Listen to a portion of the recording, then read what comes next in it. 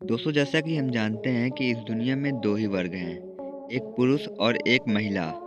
लेकिन हमेशा से ही हम किन्नर वर्ग को नेग्लेक्ट या फिर इग्नोर करते आ रहे हैं, जो कि हमेशा समाज से पीछे रहते हैं और शोषण का शिकार भी बनते हैं। इनको देखने के बाद हमारे मन में कई तरीके के सवाल उठते हैं।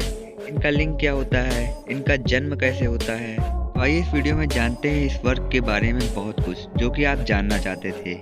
लेकिन उसके लिए आपको हमारे साथ वीडियो में पूरे एंड तक बने रहना पड़ेगा। हमारा समाज किन्नर को कई नामों से पुकारता है, जैसे कि छक्का, हिजड़ा।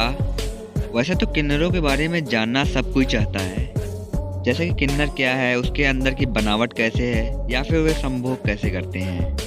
आपको जान के हैरानी होगी कि किन्नरों का जिक्र हमारे पुराणों में भी किया गया है और इन्हें इसमें खास स्थान दिया गया है। इसलिए माना जाता है कि किन्नर चाहे श्राप दें या फिर वरदान, दोनों फलित होता है। अक्सर लोगों में देखा गया है कि उन्हें किन्नरों के बारे में जानने की उत्सुकता बहुत ज़्यादा होती है।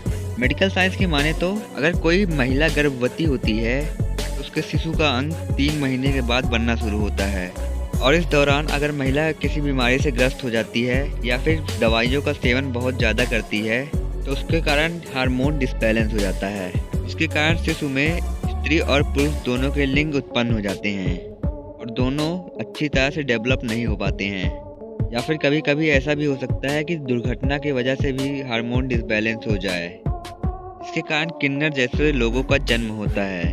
और जानकारी के लिए बता दें कि समाज में जब भी ऐसे किसी बच्चे का जन्म होता है तो किन्नर समाज के लोग उस बच्चे को अडॉप्ट कर लेते हैं और उसे अपने रीति रिवाज के हिसाब से पालते हैं। तो बता दें कि किन्नर लोगों में शादी भी होती है, जो कि हमारे लोगों से बहुत ही ज़्यादा अलग होती है।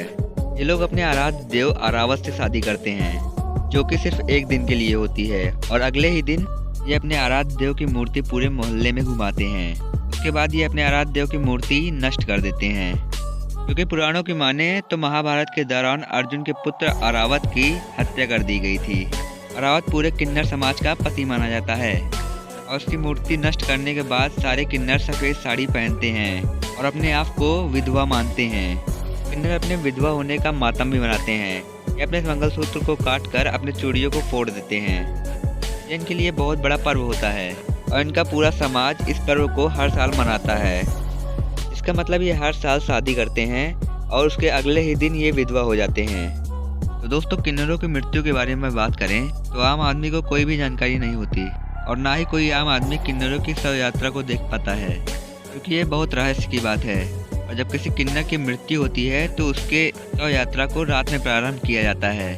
ऐसा इसलिए कि कोई भी आम आदमी किन्नर की शव यात्रा का साक्षी न बन सके, और इनके शव यात्रा में इनके समुदाय के अलावा कोई और समुदाय के व्यक्ति शामिल नहीं हो सकते। और दोस्तों, आपको जान के हैरानी होगी कि किसी किन्नर की मृत्यु पर उसके साथी शोक नहीं मनाते, क्योंकि इनका मानना है कि इस किन्नर को नर्क जैसे जिंदगी से छुटकारा मिल गया। और किन्नर के शव यात्रा के पहले उसे चप्पल या फिर जूते से पीटा भी जाता है, जिससे माना जाता है कि उसके सारे जन्मों के पाप खत्म हो जाते हैं और वो अगले किसी जन्म में किन्नर बन के इस पृथ्वी पर ना आए। लेकिन दोस्तों, आप जानकर हैरान हो जाएंगे कि किसी भी किन्नर की मृत्यु पर उसे जलाने के बजाय दफनाया जाता है, क्योंकि ये हिंदू धर्म को मानते हैं, जिसमें किसी भी शव को जलाया जाता है।